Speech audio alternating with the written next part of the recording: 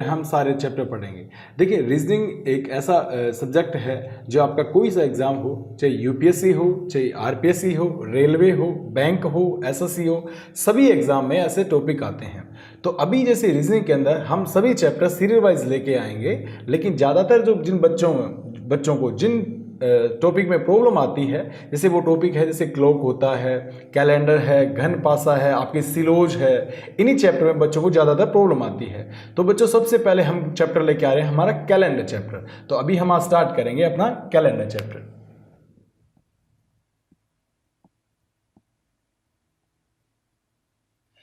तो बच्चों देखो, कैलेंडर में सबसे पहले क्या है कि हमें उसका पूरा कॉन्सेप्ट समझना है कि कैलेंडर में क्वेश्चन कैसे आते हैं, किस टाइप के क्वेश्चन आते हैं, कितने टाइप के क्वेश्चन आते हैं। तो कैलेंडर के अंदर देखें कि अगर आपको मैं पहले पूरा एक्सप्लेन करूं कि कैलेंडर में सबसे पहले बेसिक क्या है, उसी के बेस पे आगे वाले सारे क्वेश्चन डिपेंड होते हैं। तो जैसे कैलेंडर की बात करें तो कैलेंडर में सबसे पहले आपका आपका टाइम पीरियड है, वो टाइम पीरियड इंपॉर्टेंट है।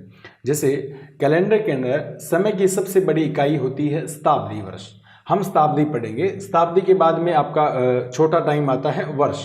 वर्ष के बाद में आपका महीना आता है, सप्ताह आता है और दिन आता है। कई बार छोटे एग्जाम में पूछ लिया जाता है कि कैलेंडर के अंदर समय की सबसे छोटी इकाई क्या होती है, दिन होते हैं।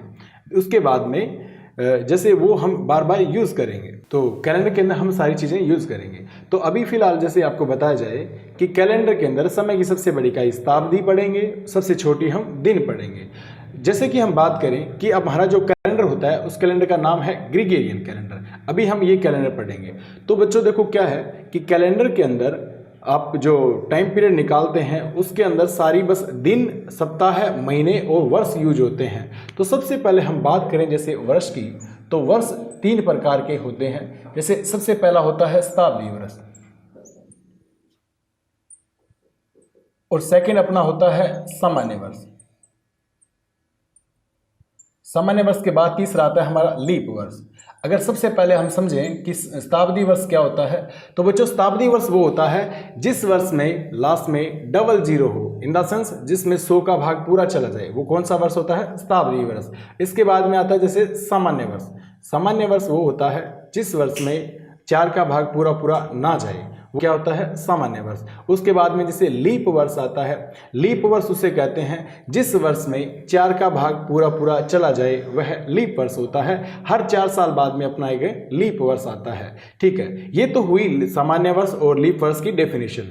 अब हम जैसे कोई भी आपको ईयर दे रखा हो उसको आइडेंटिटी कैसे करते हैं कि ये सामान्य वर्ष है या लीप वर्ष है।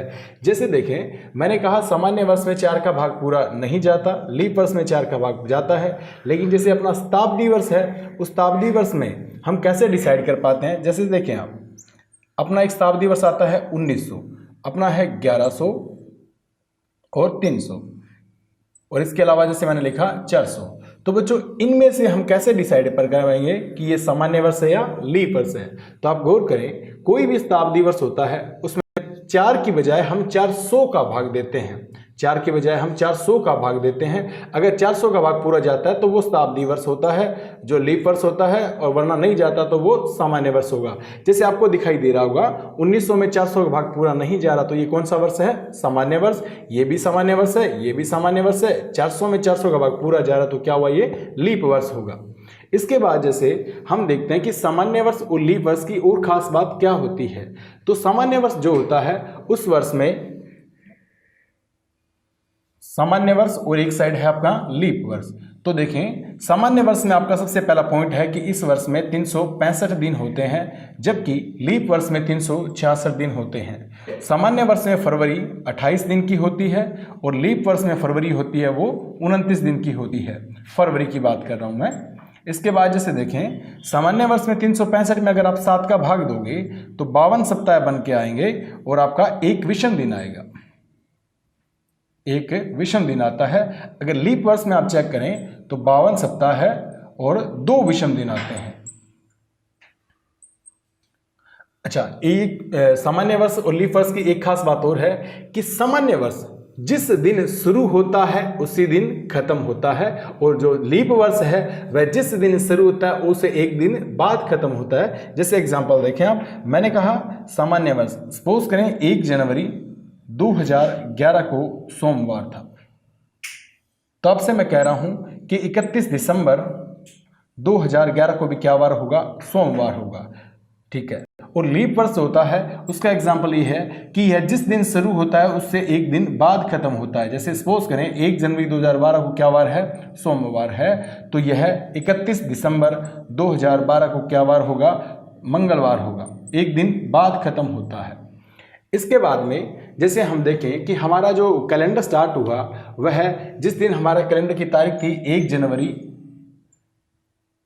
01 ईस्वी थी, उस दिन सोमवार था। और कैलेंडर में दोस्तों सप्ताह का पहला दिन भी क्या माना जाता है, सोमवार माना जाता है। सप्ताह का पहला दिन सोमवार। देखें हर 4 वर्ष बाद में लीप वर्ष आता है, लेकिन ऐसा हर बार जरूरी नहीं है। कई जगह ऐसी आएगी जहां पर 8 वर्षों से लीप वर्ष आएगा। और लीप वर्ष की बात करें तो लीप वर्ष हर साल एक दिन ज़्यादा लेके आता है। जिससे पृथ्वी अपनी धुरी पर सूर्य का एक चक्कर पूरा करने में 365 से 1/4 दिन का समय लेती है। यही 1/4 दिन का समय है वो 4 सालों में जाके एक दिन का बनाता है।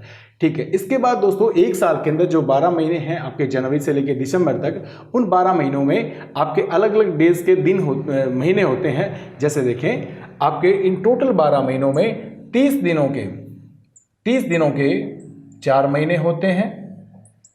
और अगर आप बात करें 31 दिनों की, 31 दिन के आपके 7 महीने होते हैं। और इसके बाद बात करें 28 या 29 दिनों का एक महीना आता है, या तो 28 का होगा या फिर 29 का होगा। ये हमारी दोस्तों सबसे पहले बेसिक बात है। इसके बाद में जैसे महीने की बात करें तो महीने भी 28, 29, 30 और 31 के होते हैं। लेकिन सबसे पहले नोट करें कि जो महीना 29 दिन का होता है वह जिस दिन शुरू होता है उससे उसी दिन खत्म होता है। और जो महीना हमारा 30 दिन का होता है वह जिस दिन शुरू होता है उससे एक दिन बाद खत्म होता है। और उससे अगला है कि जो महीना हमारा 31 दिन का होगा वह 2 दिन बाद खत्म होगा। और 28 वाला महीना क्या होगा, एक दिन पहले खत्म होगा। ठीक है। और इसके बाद हमारी ये बेसिक चीज़ें होगी, ये सारी की सारी अप्लाई होगी। तो दोस्तों देखें पूरे कैलेंडर में कम से कम आपके 15 टाइप के क्वेश्चंस आते हैं। हम 15 टाइप के सारे क्वेश्चन सिस्टमेटिक सारे क्वेश्चन करेंगे। हम अलग अलग एग्जाम के लेवल के अकॉर्डिंग सारे क्वेश्चन करेंगे। तो सबसे पहले जैसे हम बिल्कुल बेसिक तरीके से आपको ओड डेज निकाल कर अगला वार निकालना हो वो कैसे निकालते हैं। ठीक है। एक नया वर्ड आया हमारा ओड डे यानी विषम दिन। तो आप जैसे गौर करें विषम दिन क्या होते हैं। तो दोस्तों याद रखें पूरे कैलेंडर चैप्टर हम जब पढ़ेंगे तो विषम दिनों की कभी भी बात आएगी तो देखो यानी कितने भी दिन हो उन दिनों में आप 7 दिनों का भाग दो यानी एक सप्ताह बनाओ। उसके बाद जितने शेष दिन बचते हैं तो उसे क्या कहा जाता है, विषम दिन कहा जाता है। जैसे सपोज करें मैंने आपसे कहा 10 दिन, तो बताएं 10 दिनों में विषम दिन कितने हैं। तो आप क्या करोगे, 10/7 करोगे, कितना शेष बचेगा, 3 शेष बचेगा। तो विषम दिन कितने हुए, 3।